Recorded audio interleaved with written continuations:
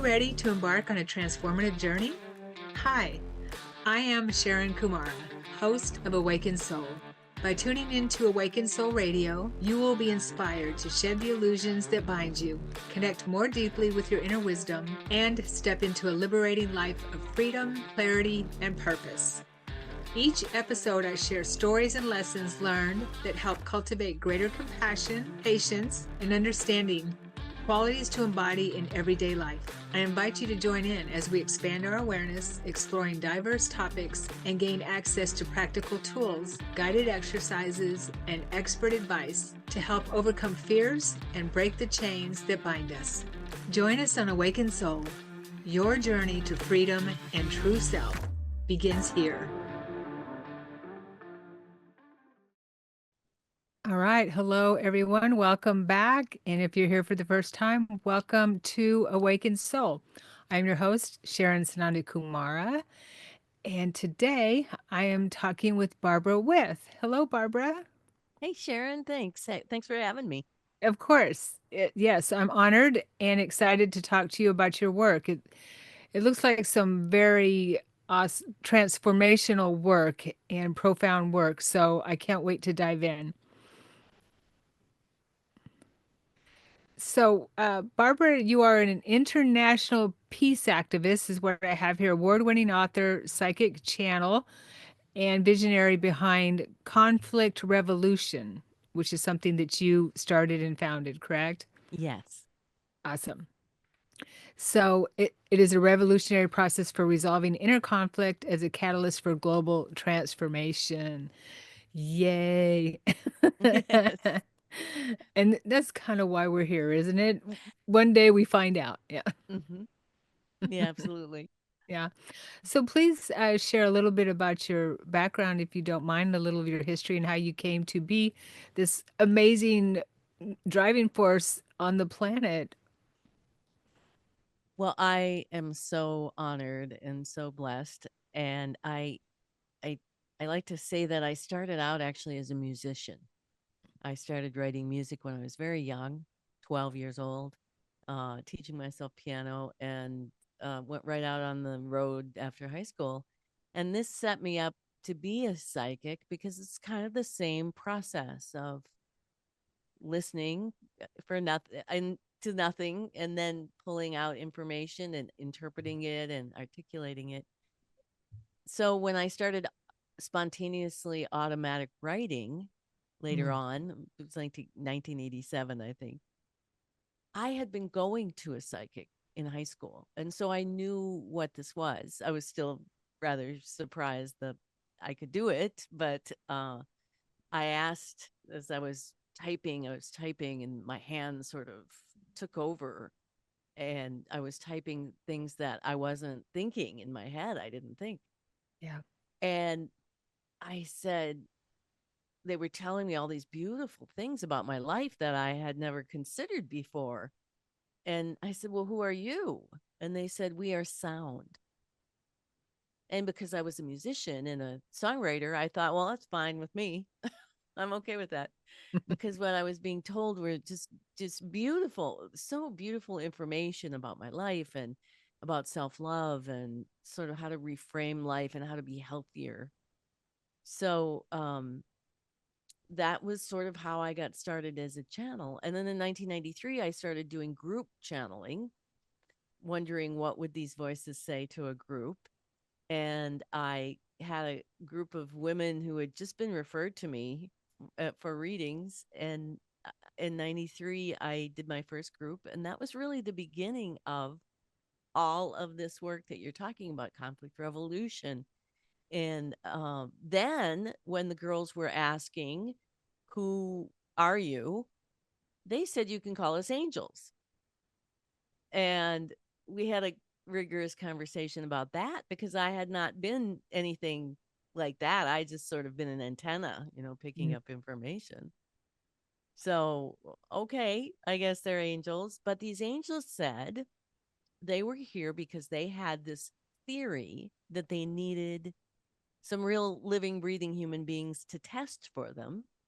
And what it was they had this theory about if human beings resolved their conflicts in the ways that they were going to teach us, they called it the 6 steps to peace, then the byproduct would be world peace.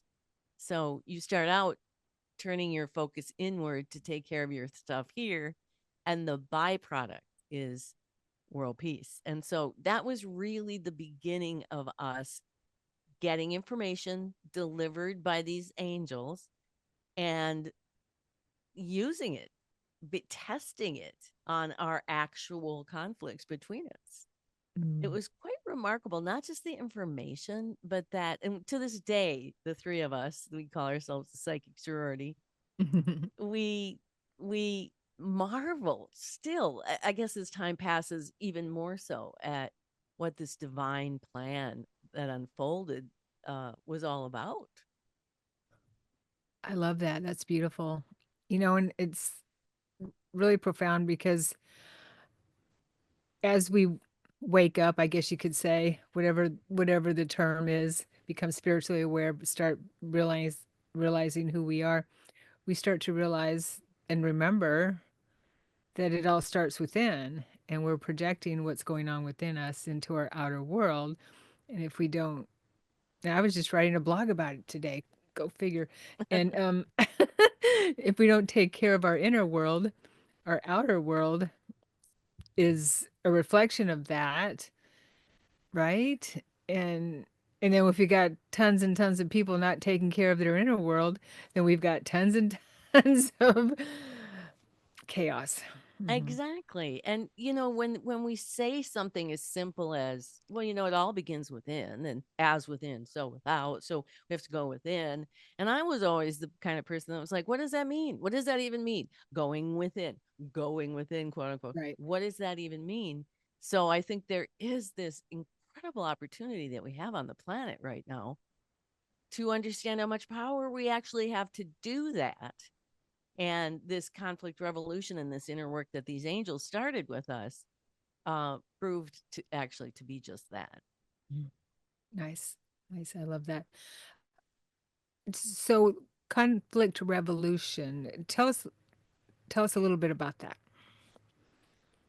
When Kim and Teresa and I, the psychic sorority, were having what we called it the green shirt day. It was our first fight that we had. And we had been meeting for several months. I had not known these women very long. And we were starting to get these conflicts, which is just natural for Mm. people to have. But it was getting more and more tense. And so we decided one day, okay, well, let's just get together and we'll just talk about it. That's what you do when you have a conflict. You come together in the arena, right? And you try to figure it out. And the conflict escalated and escalated. And no matter what we did, it just escalated. And finally, it was building. And I said, wait a minute, we just did this channeling session. And then we called it conflict resolution. That was the title of that group. And what they said was, I said, let's get the transcript. They want us to test this process. And so I got the transcript and I read, and it said, if you're involved in a conflict, the root of your part of it is within you. And there was a moment, I mean, we kind of cycled a little farther after I'd read it, but then we had this incredible Satori sort of aha moment of, wait a minute, because I'd been pointing my finger at Kim and she'd been pointing her finger at me. And together as a group, we had this aha moment and actually started crying because we understood we had to do this differently. And so we came back to the table and I said, here's what I can do. And Kim said, and here's what I can do. And that shift was so big in that little step. It doesn't sound that outrageously big, but it shifted everything. And we felt like, oh, this is what they're talking about. Resolving it first within ourselves. But what was the profound proof for me was that night I went to work. I was playing a gig at a hotel in Minneapolis. I'd been playing there for a couple years, and there was a waitress there that wanted nothing to do with me. And I didn't care. I'd been playing all over. You can't like everybody. But Mhm. I walked in that night after that fight, and that woman could not get enough of me. How about if I give you some Patti Smith tapes? And she put money in my tip jar. And about halfway through the evening, I had my second aha moment, which this is what they're talking about. When we do this inside ourselves, Yeah. we affect the manifestations around us in a way that, as Einstein said, you Hmm. can't go at it at the same level it's being created. I couldn't have walked in that bar and said, "Hey, let's sit down and figure out why you don't like me so much." So that was really the beginning of what then I started teaching. I think about a year or two later. Uh, and we called it conflict revolution. We created a training program. Nice. So, speaking of Einstein, you channel Einstein as well, correct? Oh, Yes. I can't wait to hear about that. Well, well, we published our first book, Diaries of a Psychic Sorority, Talking with the Angels, and it came out in 1997. And I had a literary agent in New York, and she got a call from a tabloid in London, like a metaphysical tabloid in London, who was looking for a interview with Princess Di on the 1 year anniversary of her death from beyond the grave. And I was kind of flummoxed because while, yes, I had been learning I could channel, and yes, I had been learning that I could communicate with people who had passed on, Hmm. generally those people came to me. I would see them and go to the living person. So I'd never done that before. And much less, oh, like I can just pick like anybody, some living person who had been living, and I can go talk to them. And so again, I was rather skeptical, but I thought, well, let's just try and see it. So I channeled by typing, printed it out. It was so beautiful. It's so powerful. And her whole message was about peace and her life and such. But the tabloid flew me to New York and interviewed me for 5 hours, and they didn't want it. I'm sure Wow. because there wasn't enough, dirt about Yeah. Yeah. Camilla. And but my agent and I said, well, maybe there's other famous people who have messages. So we made this long list, and I'd imagine going to them and saying, you know, Mother Teresa, would you like to? No, there's a. And then the second person who said yes was Nicole Brown Simpson.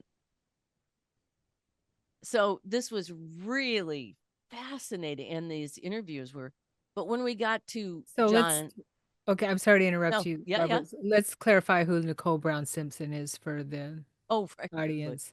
Yeah. Uh, OJ Simpson's wife, Murdered who wife. was Yes. murdered by him, according to her. Yeah. Yes, she had Yeah. he had just been found guilty, and I think the year before. Okay. So we had kept up on that, and Yeah. so yeah. So I had this long list, and we got to John F. Kennedy, which now in 2025 is absolutely fascinating to go back and read that interview Oh, I bet. about what he says about and it's fitting up very nicely What's coming out, the with info that's everything. coming out. Yeah. Hmm. Nice.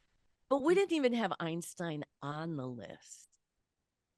So John Kennedy said to us, oh, first of all, this is not your idea. We are a party of 12 Mm. in afterlife who are working together for world peace. And we'll tell you who's coming up and who's in our group. It's like, okay. We're not in charge here. Yeah. Uh, I mean, We kind of think knew. we are, but we're not. Yeah. I don't even know if I think I am anymore, but yeah. And so when he said Einstein, and I thought, Albert Einstein, that's really cool. I wasn't, I'm not a scientist or a mathematician. All I ever wanted to be was a rock star. So I was like, sure. But when I channeled him, so this is 1998, and I started channeling 1987. So, 10 some years. I spoke him every single reading I had ever given. was that voice. Wow. And, you know, you know, you Hmm. know the voice coming out of your mouth. I never had Yes. thought of it as that, but Yeah. and so I was so overwhelmed and now totally in love with because he said so many brilliant things in this interview. I thought, let's do a book just for him in 2005, that 100-year anniversary of his miracle year, E equals MC squared and such. And I just thought, well, let's just see what he has to say. And turns out he delivered to me a unified field theory, which is something that he could not do in real life, which Mm. just very basically is that they're looking for a theory in science that works both on the microcosm of quantum and the macrocosm of cosmology. Mm. They still haven't quite found it. They're getting there. But so he delivers this unified field theory, complete with what he calls a map of human consciousness, which is this part of this theory about how our human consciousness is at the root of manifestation of matter, which is brilliant. And he defined compassion with a capital C as the fifth fundamental force of the universe, as the intelligence that uses the other four fundamental forces to impel the creation of the physical world one step at a time. Oh, wow. Yeah. So the Compassion. You mean like strong desire? Oh, compassion. Compassion, not passion. Compassion. Oh, yeah, wow. with a capital C, he says Okay. this is actually the fifth fundamental force, Wow. and it's quantifiable. And he delivers a quantifiable definition in a scientific framework of compassion, and at its root is compass.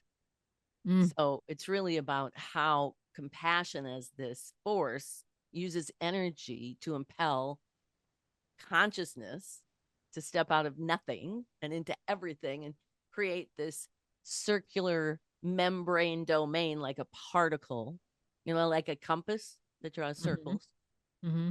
And then, like a compass that aligns to true north, it aligns these compilations of consciousness to true north of the earth.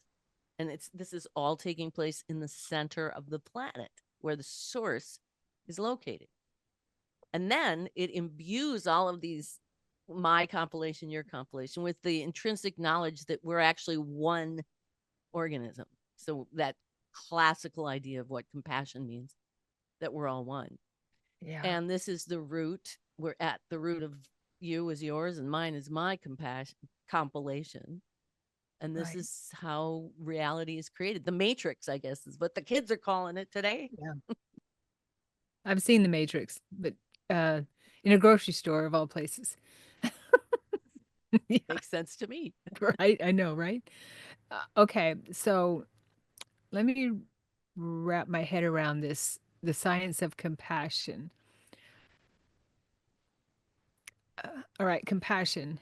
When I think of compassion, I think of love and empathy, I guess, together, that type of thing. Unconditional love and empathy together. Does that make any sense? Am I making any sense?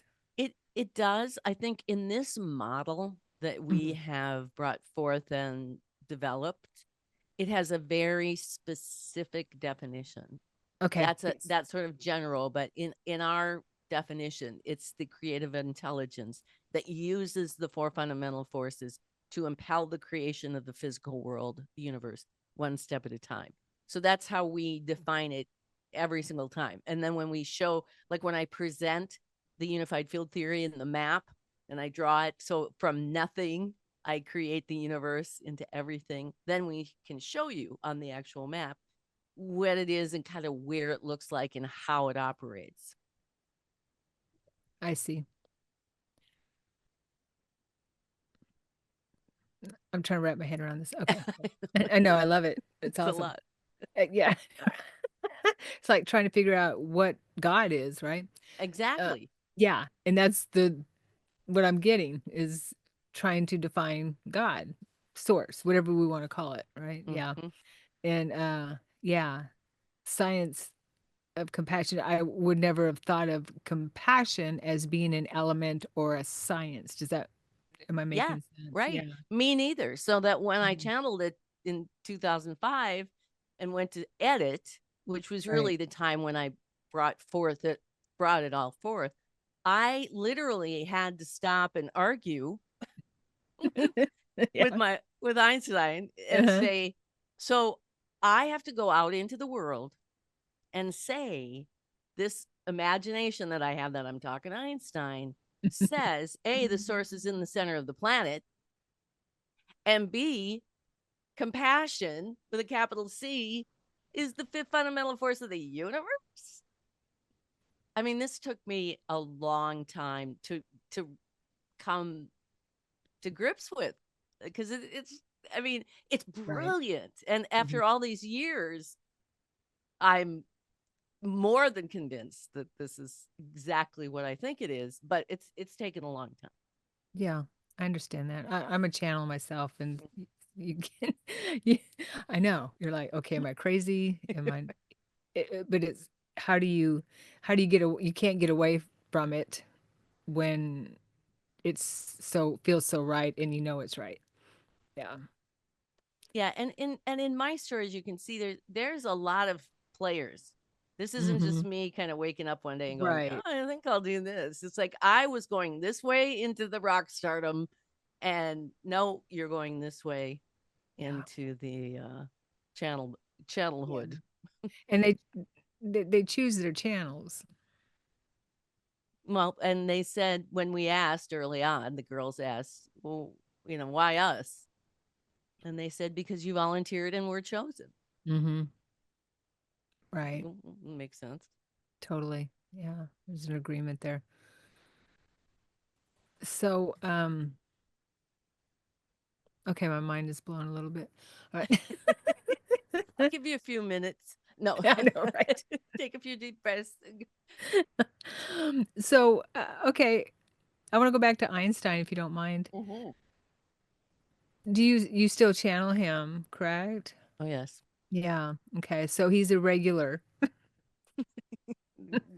Yes. But it's a big party. Yeah. Yeah. Do you mind sharing who else is in your 12?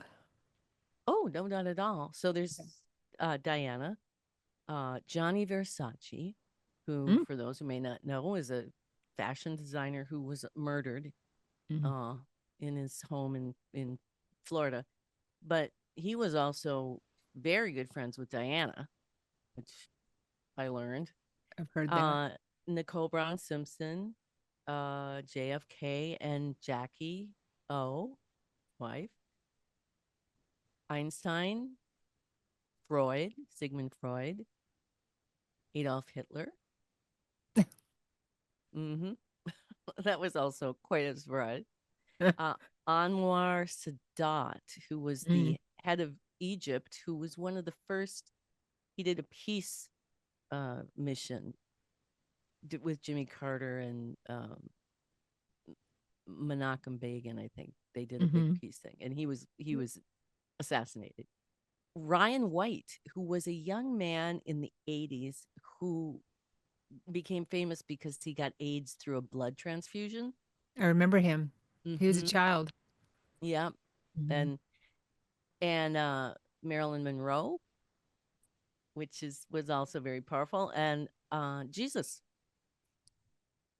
So they had come together and they each have a piece of culture Mhm. that they came together. And then at the end, there's a manifesto of the destiny of world peace where they make this commitment that life after life, we are not stopping until Right. we manifest peace on earth. Peace on earth. Yeah, that's the goal, isn't it? Yeah. Yeah, totally. And I understand I work with galactics as well, and I understand that we can't become part of the Federation, the big neighborhood of the galaxy until we do have until we're not a warmongering society. Yeah, on the planet, not just, whatever country we're in, but on the planet, we have to have a peaceful planet before we can be a a responsible, considered responsible member of the Federation of Planets. Yeah, which makes sense. Yeah, it really does. Hmm. Yeah. So thank you to all of your peeps and all the peeps that are working with us, getting us to that goal for sure. Do you see it anytime in our near future?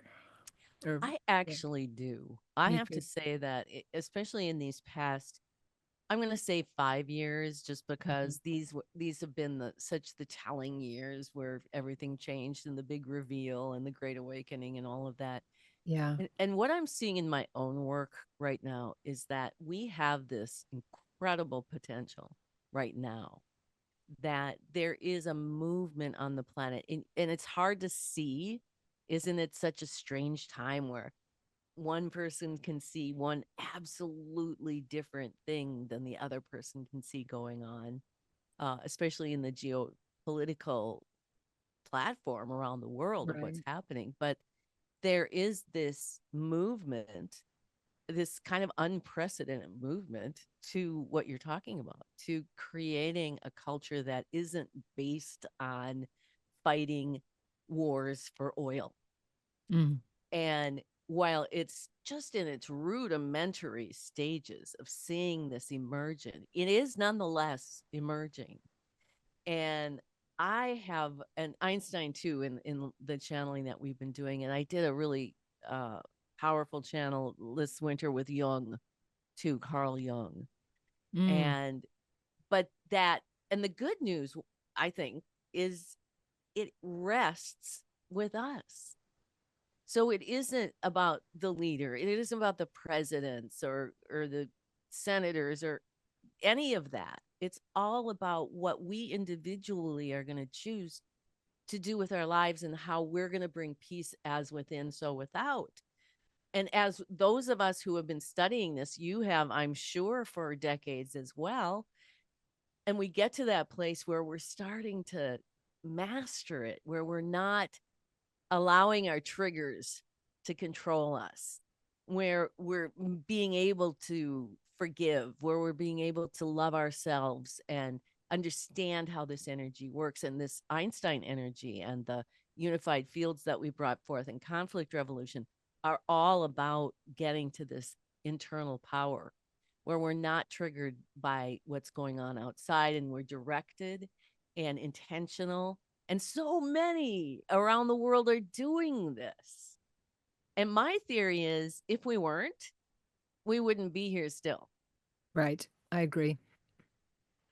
Yeah, 20 years ago or so when I had my quickening, um, I guess it was around 2000.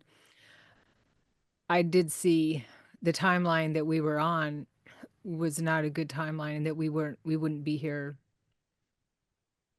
with the future that we were taking. And over the last 10 years maybe it changed. It started changing drastically. 15 years maybe. 10 to 12 years I'm thinking. But yeah, it started changing drastically. So I agree with you that I wasn't seeing a good ending for humanity or a good road for humanity.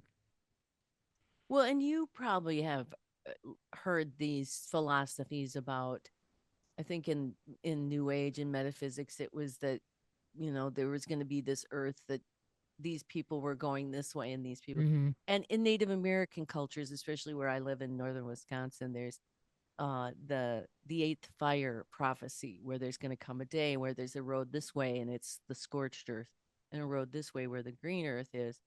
And I'm wondering if we've come to this time where that's happening, where I see all of these people over here who live in a much different world than I do.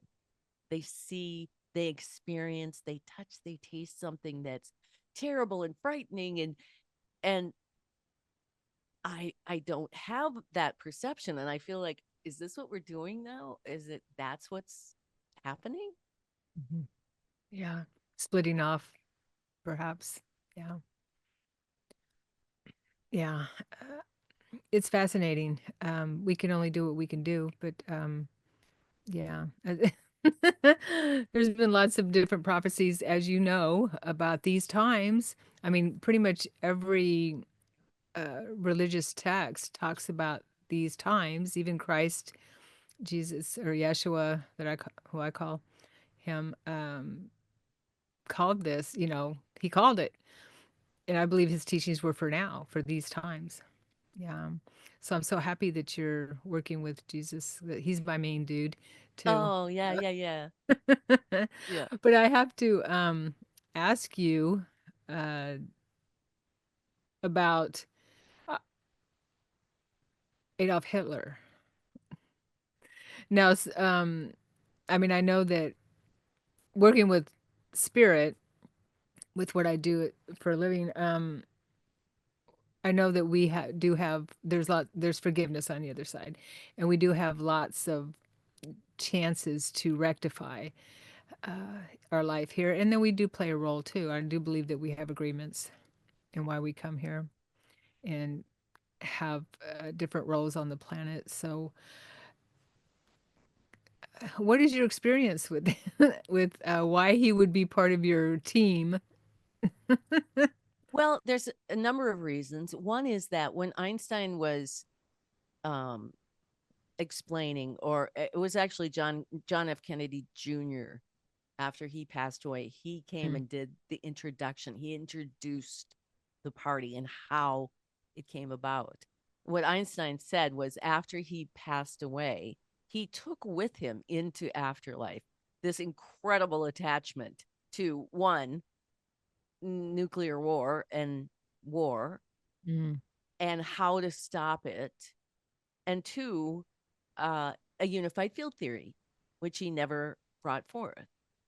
So when he went into afterlife and discovered all of these truths where he was, he found himself, he said, one day standing in front of this door, like a jury room door, and it had an etching of the Empire State Building, which was And you're talking about oddly Einstein now, right? Einstein in Okay. afterlife. He's telling Okay. what Thank you. happened in afterlife. Mhm. And he finds himself in front of this door with this sketch of the uh, Empire State Building, which was one of his favorite places in life.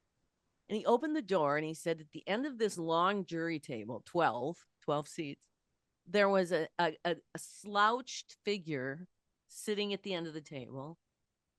And there was a guy sitting there taking notes while this other guy, who was sort of glowing, was attending to this slouched, pained persona. And as he got closer, he realized it was Jesus attending to Hitler while Einstein took notes, or why Freud took notes. And he and Freud had been friends in real life. And what he said was he realized, oh my gosh, this is Adolf Hitler. And he had known, of course, who Adolf Hitler was. And he said, one, that was the moment he realized that you don't go to hell, it's in you. Like, you reap what you sow. So when you get into afterlife, it's not like you go to a different place. It's that you have this different condition that now Hitler, like you said, there's forgiveness and working through and agreements. And one of the agreements that he had was that he was going to be in hell until all of the souls of everyone in this situation that he was part of Mhm. Mhm. forgave him. Mm. And that in the spectrum, just energetically, of how humanity is created, we're on a spectrum. And the spectrum is Jesus to Hitler. Mm. And it's everything in between. And our goal here is to use our free will to be on the Jesus side of the spectrum so we can create this heaven on earth.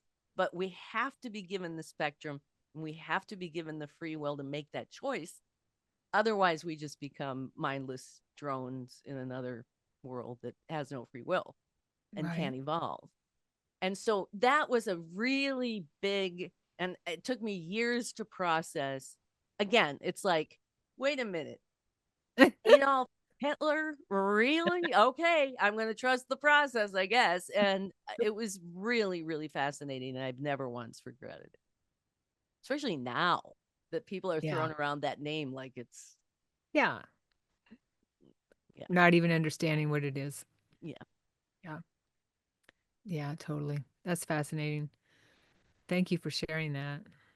Yeah. So when I have to ask you one more question. So you do channel him, correct? When does he come through Well, or he's just part of the group? no, I channeled them, but there's different techniques that I use. I don't know how you are, but Hmm. I can either, like I did Diana, where I typed and channeled the questions and channeled the answers, or I can sort of allow them to share my gravitational wave and come through like I do with Einstein, Right. or I can listen as if they're outside me. So I'm listening like to the, and then translate. So it's not so invasive as if I'm letting Hitler travel up into my DNA. I'm just Gotcha. more listening. Yeah. Okay. Okay. Yeah, that's what I was wondering about. So he's still on that journey then of atonement, I guess. That's what I call it, atonement. Yeah. I think so. And I think also because of the awakening that we're all going through, not necessarily that it's very specifically to like the world waking up to who Hitler really was, Yeah. but there is some of that. And there is some of that of understanding it from a much greater angle that, he couldn't have done it alone, which is what he says in the interview.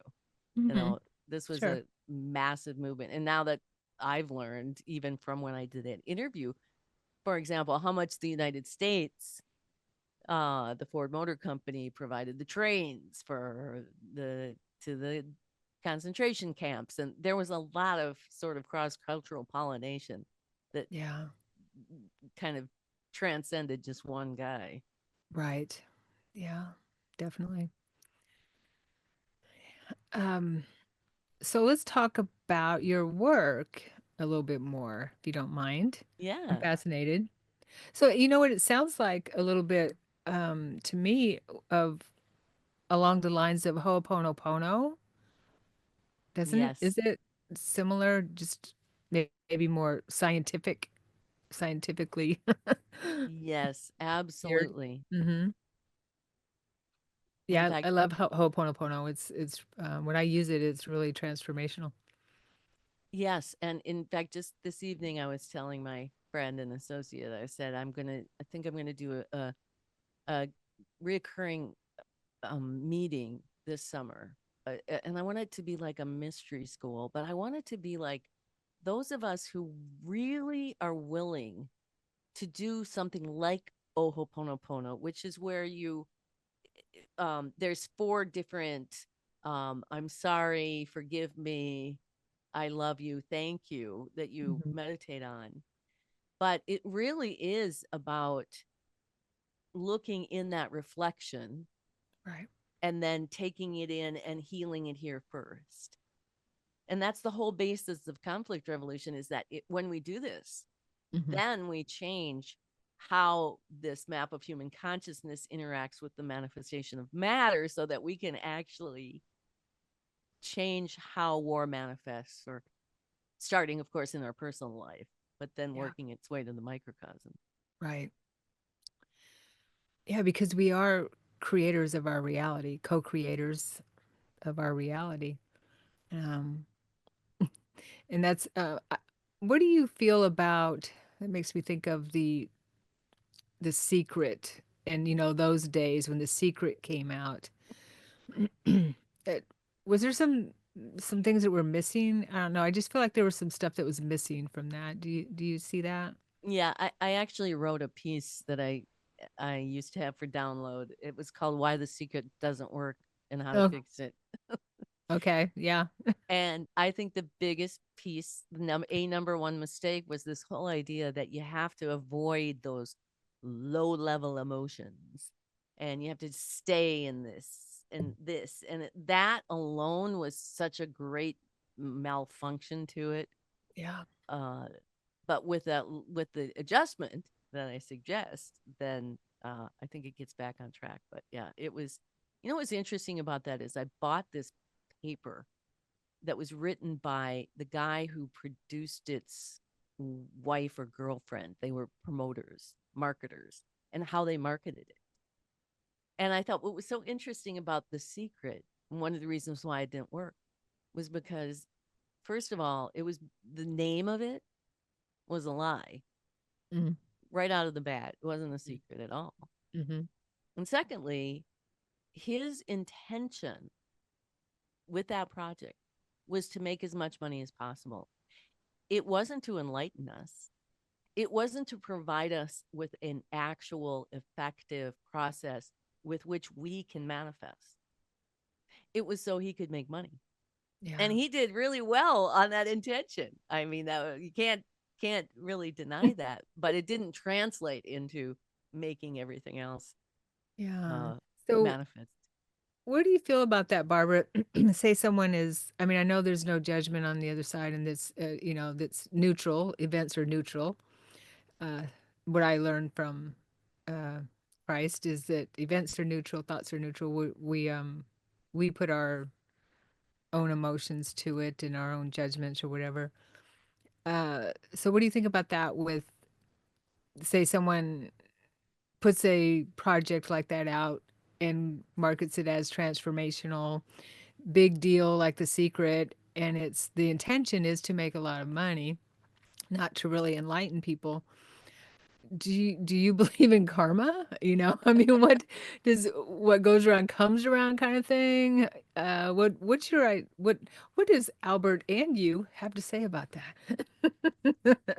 I think I personally believe in karma in that way, and in the sense of Einstein and his model is that we this compilation of consciousness, this is like a particle that's us, and every decision that we make in our life compiles in this, it collects. So if I turn left, then this series of events take, and this is totally non-judgmental, it is. If I turn this way, all these things happen, or if I would turn this way, all these other things would happen, and those compile. And part of the building of reality, the interaction of reality, is that this energy that's compiling is what makes us up, and we're on this spinning string, so that when we turn right and hit someone in the face, and it compiles and it comes back around to then be part of the energy that's going to create us Hmm. getting hit in the face. So Yeah, karma, not in the sense that you're being punished, but scientifically, it's just that's how it works. That's how that's it's how all created. the universe works. Yeah. Yeah. Hmm. Balance. It's about balance. Well, balance. And I think if you're looking at it just like a scientific thing, that, if P, then Q, it's just how it functions. It's not Gotcha. even if it's good or bad or right or wrong. It's kind of just how it happens. Right. I've heard that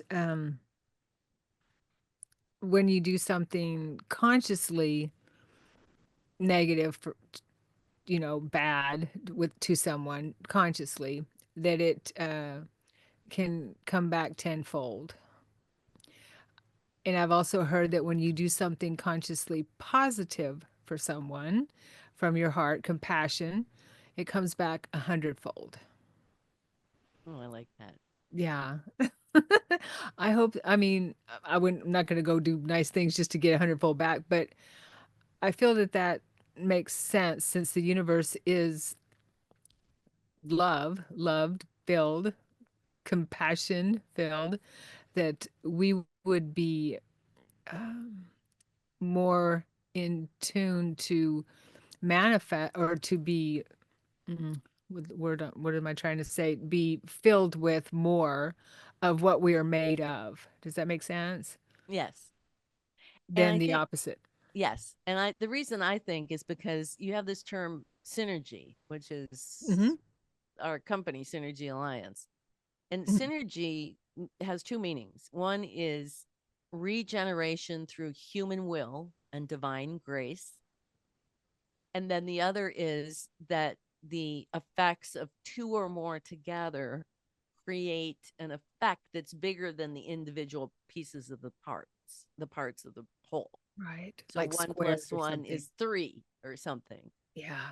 So when you're talking about regeneration, which is working for the good of the whole, then you're able to tap into all that compassion that's part of what you're actually made of. But if you're working at the for the good of the few at the expense of the many, meaning if your ego is just going to be in charge and not take into account the whole system, then you're not going to regenerate into that kind of synergy where everything gets bigger and more Yeah. unified. It degenerates. So that really does make sense. Yeah. Thank you. Okay, I sorry I got off track there. I want to talk about your your work that you're helping people with your conflict revolution. And you had are you touring with a on a piece? I saw something about you touring with something. What was Well, it? I am on a world peace tour. Yes. I've been doing this work since, well, all these decades, and in 2023, with the state of the world and where it was, I thought I Thank you. have Thank this you.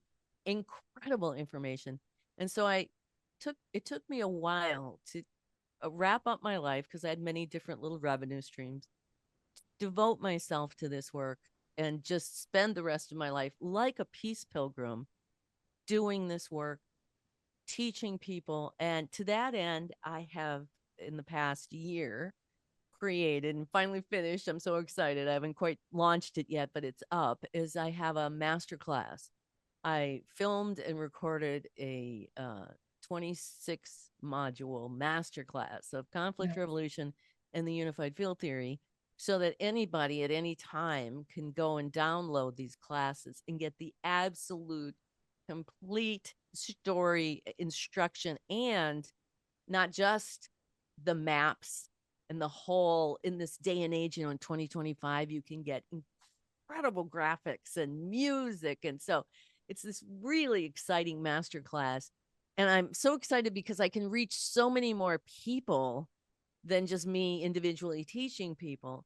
And I've Hmm. also done a much smaller, sort of down and dirty, for those people just want to learn how to do conflict revolution just from the start. And I haven't quite launched it at this time that we're speaking, but whenever this airs, a 12-week conflict revolution challenge where I'm looking for the participation of the willing to take part in what I'm calling a worldwide nonviolent action to end the age of war. Nice. And I believe that if all of us do this individually, that we stop warring inside ourselves as per these amazing, brilliant instructions by Einstein, that we are going to shift, and we're going to shift. I think it's already happening, Hmm. but I think the more of us that come on and do this and understand and take heart that this work that we're doing, that we've been driven to do all these years, that we've been pushed to this awakening, this is the work that does what we want to achieve, whether it's our own microcosm of our making our dreams come true, living a thriving life, having happiness and peacefulness and contentment, and contributing to bringing this world into alignment with a society where we're based on compassion and not fear. Yeah. Beautiful. So how can people find you? You can go to barbarawith.com, BARBARAWITH, like the preposition. I know who is Barbara with. And that's all me. I also have synergyalliance.llc. That's all tied into that website too. But there's everything on Barbara with. There's all the master classes, a lot. I have a lot of free downloads. I have a YouTube channel too that's hooked up there. And I'd like to offer you and your listeners, Mhm. if you are curious to have a reading with me, I am happy to give you an hour reading for the cost of a half hour reading. So it's sort of like Oh, half wonderful. price, but just reach out to me, and let me know that they saw me on your show and you're looking for that special. I'd be happy to extend that. Oh, beautiful. Thank you. Thank you. You bet. Oh, awesome. So I'm so happy to meet you and chat with you, and I will definitely take you up on that. I love, even though that's the work I do, I love getting readings from others, especially a master like you, for Isn't sure. it fun? Yes. Yeah, totally. So do you have any, we have a couple minutes left. Do you have any more words of wisdom for the audience? I'm just going to give you the elevator conflict revolution instruction. There we Okay. go. Okay. We have three human dimensions, we call them: intellect in your head, intuition in your heart, emotion in your solar plexus. Combine that with what we call the witness, which is where you're able to step outside yourself in the course of a day, see what you're thinking, see what you're feeling, see what intuition is impelling you to do, and understand, here's the basic key, is that intellect and emotion are two completely different energies. And so often they're together because they're part of the creative process, to have emotion fueling intuition, going through intellect to project the world. But emotion, to really feel and process and move it, because it gets trapped in our body, we do it with breath, not psychoanalytical Mhm. storytelling with our intellect. So treat your treat your emotion with your breath to release it and move it. And then intellect, these are like wild horses. How are we going to reduce the thinking so that we can hear the intuition that's going to impel us to take that next step for the good of the whole situation? And that place between intellect and intuition, when intuition says, do this, intellect can say no, because free will is an ego. And this is the place where all conflict is at its root, because intuition will never impel us to do anything other than what's for the good of the whole. Intellect can say no to the voice of God. So that is our work to do. And we can do that all day long, every day. Watch ourselves, be aware, and take control and master our own domain. Master our own domain. That's beautiful. And I like what you said, that the the intellect can say no to God. And that's very profound, because a lot of us have done that. We get All the time. Yeah. Intellect Yeah. says, intuition tells us to rest, Yeah. and intellect says, I can't. I have to No, work I'm harder. busy. I got things to do. Okay. I've got to do Exactly. this, I've got to do that, I've got to do this. People are depending on me, and I need to be popular, I need to do this. Yeah. That's right. And that's the power we have Hmm. as we It is. slough it off, you know. It is. Yeah. And it's a blessing to be in this world of duality, in this realm of duality. We chose it for a reason, and to master it, like you said, the master of our domain is a big goal. I think it's why we're all here. I agree. I mean, is I there any agree. other job we have to do but to be ourselves the best we can? I think that's a beautiful journey. Yeah, totally. Thank you, Barbara. This has been a pleasure. I hope that we talk again. I will be in touch for that discounted reading. Thank you. Thank you. Yes, please. And I really appreciate you being here.